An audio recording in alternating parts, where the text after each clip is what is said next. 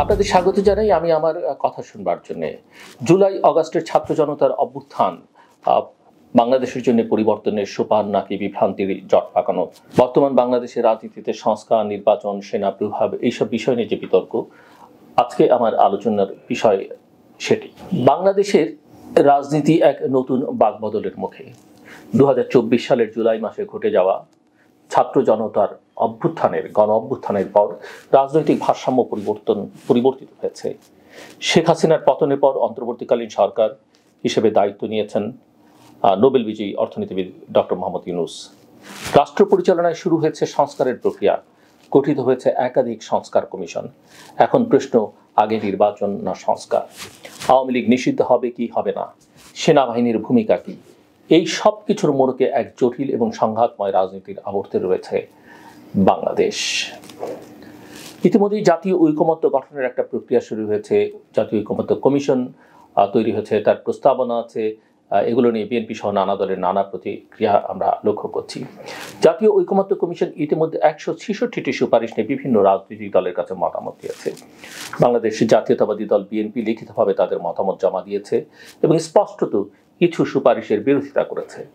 বিশেষ করে সংবিধানের প্রস্তাবনা সম্পূর্ণভাবে পরিবর্তনের যে প্রস্তাব রয়েছে, যেখানে 1971 সালের মুক্তিযুদ্ধের সঙ্গে 2024 সালের গণ অভ্যুত্থানকে এক কাতারে আনার প্রস্তাব এসেছে, বিএনপি এটিকে সমীচীন মনে করেনি। তারা স্পষ্ট করে বলছে যে সংবিধানের নাম পরিবর্তনের দরকার নেই, সেই সঙ্গে সংবিধানের নাম বলতে বাংলাদেশের নাম পরিবর্তনের দরকার নেই, সেই সঙ্গে সংবিধান সংশোধনের ক্ষেত্রে গণপরিষদ নয়, নির্বাচিত সংসদের মাধ্যমেই সংশোধনের পক্ষে দলটি। আর সংস্কার ও নির্বাচন দুটি প্রক্রিয়াই একসাথে চলতে পারে বলে মত দিয়েছে বিএনপি। তারা চার্টার অফ রিফর্ম নামে একটি সংস্কার সনদ তৈরি করে পরবর্তী নির্বাচিত সরকারকে বাস্তবায়নের আহ্বান জানিয়েছে। তারা মনে করে নির্বাচিত সরকার এই কাজগুলো করুক। এরপর আছে এনসিসি এবং অনির্বাচিতদের প্রস্তাবিত কর্তৃত্বের বিষয়। সংবিধান সংস্কার কমিশনের সুপারিশে জাতীয় সাংবিধানিক কাউন্সিল এনসিসি নামের একটি নতুন কাঠামোর প্রস্তাব এসছে, যা কার্যত নির্বাচন কমিশন, বিচার বিভাগ, এমনকি প্রশাসনের গুরুত্বপূর্ণ নিয়ন্ত্রণ নিজের অধীনে রাখতে চায়। বাংলাদেশের জাতীয়তাবাদী দল বিএনপি এবং অন্যান্য বিরোধী দল মনে করছে এই প্রস্তাবগুলো বাস্তবায়িত হলে অনির্বাচিত ব্যক্তিদের রাষ্ট্রীয় ক্ষমতায় প্রতিষ্ঠা দেওয়া হবে এবং রাজনৈতিক প্রতিনিধিত্ব সংকুচিত হবে। এমন একটি ব্যবস্থা গৃহীত হলে তা হবে গণতন্ত্রের জন্য অত্যন্ত বিপজ্জনক। সম্প্রতি আমরা রিফাইন্ড আওয়ামী লীগ বিতর্ক দেখছি এবং সেনাবাহিনীকে এই বিতর্কের মধ্যে জড়িয়ে ফেলা হয়েছে, সেটিও আমরা নানা মাধ্যমে লক্ষ্য করছি। আপনারা জানেন যে সম্প্রতি জাতীয় নাগরিক পার্টি এনসিপির দুই মুখ্য সংগঠকের মাঝে বিরোধ খানিকটা প্রকাশ্যে এসছে। হাসনাত আবদুল্লাহ ফেসবুকে দাবি করেন সেনাবাহিনীর পক্ষ থেকে রিফাইন্ড আওয়ামী লীগ গঠনের প্রস্তাব দেওয়া হয়েছে এবং কিছু রাজনৈতিক দল আসন সমঝোতার বিনিময়ে তাতে সম্মত হয়েছে। তিনি আরও অভিযোগ করেন যে সেনাপ্রধান ওয়াকারুজ্জামানের সঙ্গে এই বিষয়ে আলোচনা হয়েছে। অন্যদিকে সার্জিস আলম নামের আরেক মুখ্য সংগঠক তা আংশিকভাবে অস্বীকার করে বলেছেন সেনাপ্রধানের বক্তব্য ছিল অভিমতের মতো, সরাসরি চাপের মতো নয়। এমন পরিস্থিতিতে এনসিপির নেতাদের আচরণকে রাজনৈতিক স্ট্যান্ডবাজি বলে মন্তব্য করেছে সেনাবাহিনীর সদর দপ্তর। এতে রাজনৈতিক অঙ্গনের সেনা প্রভাব এবং দলীয় বিভাজন এক নতুন মাত্রা পেয়েছে।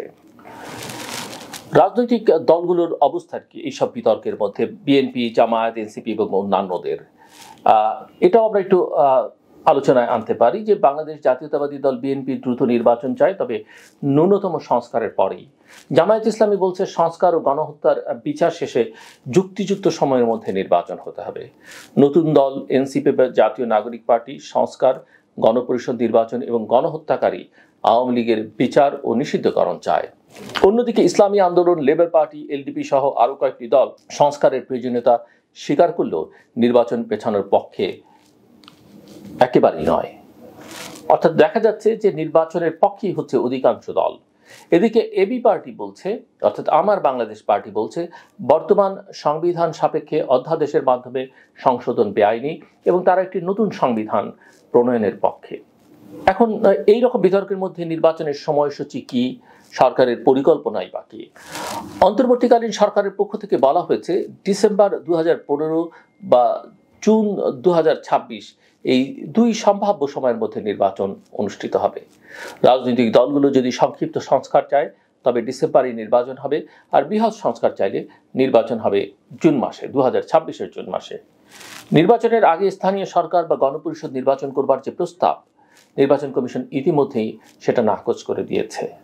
আপনারা জানেন এই প্রস্তাবের পক্ষে স্থানীয় সরকার বিষয়ক উপদেষ্টা আসিফ মাহমুদ, যিনি বৈষম্য বিরোধী ছাত্র আন্দোলনের একজন নেতা ছিলেন এবং এনসিপির সঙ্গে অত্যন্ত ঘনিষ্ঠ। এই গোটা বিষয়টা নিয়ে অনেকেই মনে করেন যে অতিরিক্ত সংস্কার চাহিদা আসলে নির্বাচনের বিলম্ব ঘটাতে পারে এবং রাজনৈতিক ঐক্য ভেঙে যেতে পারে। সেনাবাহিনীর ভূমিকা এবং রাজনৈতিক যোগাযোগ নিয়ে জনমনের নানা প্রশ্ন উঠেছে। এনসিপির অভ্যন্তরীণ বিতর্ক, সেনাপ্রধানের বিরুদ্ধে অভিযোগ এবং রাজনৈতিক নেতাদের অভিমত সবই রাজনৈতিক অনিশ্চয়তা বাড়াচ্ছে এবং এটা স্পষ্ট যে সেনাপ্রধানকে বিতর্কের মধ্যে টেনে আনা হচ্ছে। একজন বিশ্লেষক বলছেন যে এভাবে একের পর এক ইস্যু তৈরি করে নির্বাচন পেছানোর চেষ্টা হচ্ছে, এতে জনগণের মনে অনাস্থা তৈরি হচ্ছে এবং এই অনাস্থা আসলে বাংলাদেশকে একটা জটিল পরিস্থিতির দিকে নিয়ে যেতে পারে। একটা নতুন বিতর্কের মধ্যে বাংলাদেশ পড়ে যাচ্ছে এবং যে বিতর্ক থেকে বেরিয়ে আসা হয়তো কঠিন হবে। বর্তমান বাংলাদেশের রাজনীতিতে সবচেয়ে জরুরি বিষয় সময়ের মধ্যে একটা গ্রহণযোগ্য নির্বাচন যত তাড়াতাড়ি সম্ভব এবং এর আগে ন্যূনতম দরকারি সংস্কার।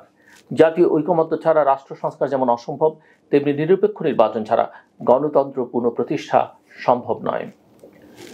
বাংলাদেশের রাজনীতিকদের উচিত নতুন বা পুরনো সবার জন্য দলমতের ঊর্ধ্বে উঠে দেশ এবং জাতির স্বার্থে ঐকমত্য তৈরি করা। সেনাবাহিনীর উচিত হবে নিরপেক্ষ অবস্থান বজায় রেখে সব রাজনৈতিক পক্ষের প্রতি সমান সহনশীলতা বজায় রাখা। আমার ধারণা সেটা তারা করছে। আর অন্তর্বর্তীকালীন সরকারকে অবশ্যই সর্বোচ্চ স্বচ্ছতা এবং নিরপেক্ষতা বজায় রেখে একটি গ্রহণযোগ্য নির্বাচনের আয়োজন করতে হবে। ইতিমধ্যেই তাদের নিরপেক্ষতা প্রশ্নের মুখে পড়েছে। ভবিষ্যতের বাংলাদেশ কি একটা গণতান্ত্রিক রাষ্ট্র হবে, নাকি পুনরায় অভ্যন্তরীণ টানাপোড়েনে গৃহীত হবে এক অনিশ্চিত পথ? উত্তর নির্ভর করছে আজকের সিদ্ধান্ত এবং আগামী দিনের নেতৃত্বের প্রজ্ঞার উপর। আমার কথা শুনবার জন্য আপনাদের অসংখ্য ধন্যবাদ। আপনাদের সবার জন্য শুভকামনা।